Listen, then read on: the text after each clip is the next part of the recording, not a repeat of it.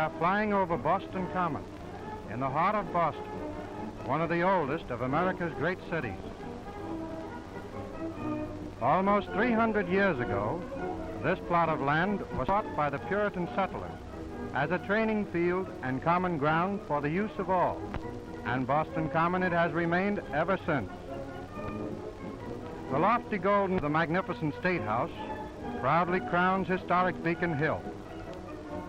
Alongside the Common is the whose 24 acres lovely lake, tastefully designed flower beds, and fine walks. Here a great statue of Washington appropriately stands in the city where the events took place that led to the American Revolution. Typical of Boston are the stately swan boats as they calmly glide over the waters of the little lake in the public garden. Of course, they are safe, but should one accidentally upset, the passengers of the swan boat would receive an ugly ducking. Facing the Common stand the aristocratic old houses of Beacon Street, where the descendants of the Puritan settlers still reside. Boston Common, and proper, and how? Leaving Beacon Hill, we fly downtown, where the historic buildings of Old Boston, whose names are cherished throughout the land, rub shoulders with the modern skyscrapers of today. King's Chapel is seen from across the burying ground founded in 1630. Here are found the graves of many of the original English colonists. In the heart of the old district is State Street, the Wall Street of Boston, one of the principal banking centers of the United States. The old State House at the head of State Street still bears the lion and the unicorn of Great Britain, a reminder that Boston was a British city for 150 years. What a contrast with the modern Custom House, whose slender tower rises to a height of nearly 500 feet. This striking picture is formed by the Custom House Tower rising behind historic Faneuil Hall, the cradle of American liberty. Constructed by Peter Faneuil in 1742 as a public market and assembly, Faneuil Hall housed the political meetings called by Samuel Adams and John Hancock. Picturesque fishing smacks bring the sacred codfish to Tea Wharf. At such a wharf as this, the world's most famous tea party was held, the Boston Tea Party. The Old North Church is one of the great landmarks of the nation. Paul Revere watched this belfry tower for the signal, one if by land and two if by sea. To Lexington he sped with his cry of alarm that the redcoats were coming, a cry of defiance and not of fear. Here on the village green was fought the Battle of Lexington, the first skirmish of the American Revolution. Here the Minutemen first shed their blood for liberty. A few miles away at Concord, the battle was resumed, which inspired Emerson's immortal line. By the rude bridge that arched the flood, their flag to April's breeze unfurled. Here once the embattled farmers stood and fired the shot heard round the world. The Wayside Inn at Sudbury is one of the few colonial inns still catering to man and beast. Longfellow wrote many famous poems here. From the air, we see Bunker Hill Monument, a granite shaft 220 feet high, which marks the site of the first severe battle of the Revolution. Here, Colonel William Prescott, commanding 1,500 colonial troops, issued his famous order, "Don't shoot till you see the whites of their eyes." And here he held off the British regulars until his ammunition gave out.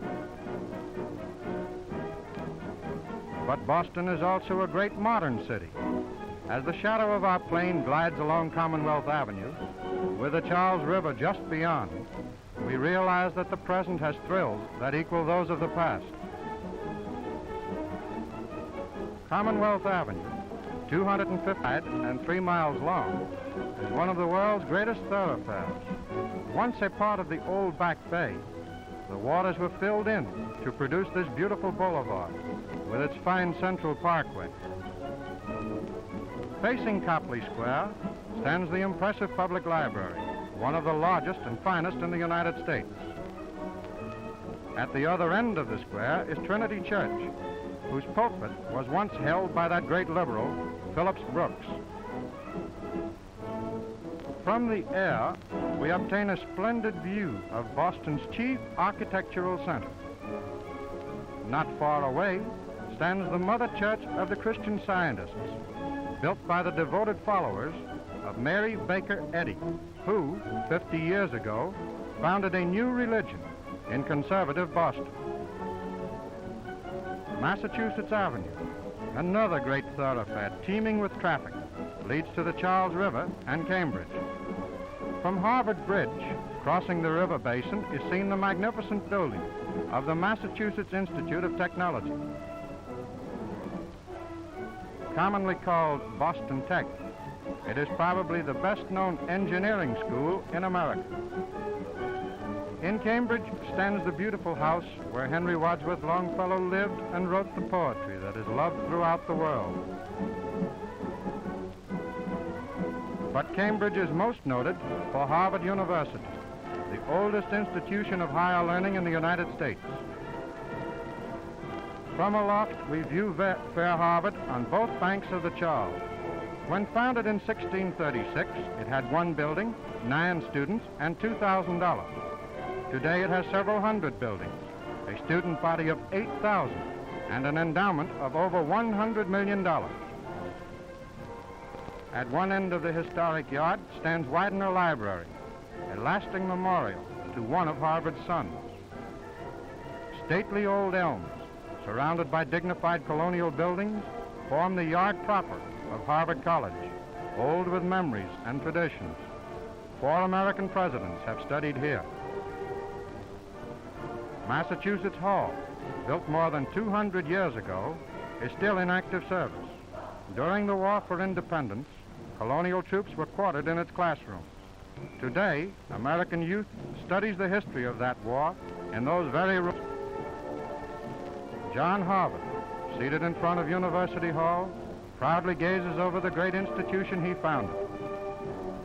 Back in Boston, in the Fenway, is the Harvard Medical School, an outstanding institution for the pursuit of medical science. What inspiration and hope have been given to hosts of American youth, perplexed with problems and uncertainties, who have stood on the banks of the smoothly flowing Charles, dreaming their dreams of future conquest. Now for a final view, capital city of New England. That sturdy band of Englishmen from the little town in Lincolnshire which gave Boston its name would be surprised indeed could they but return today to the 300 years ago.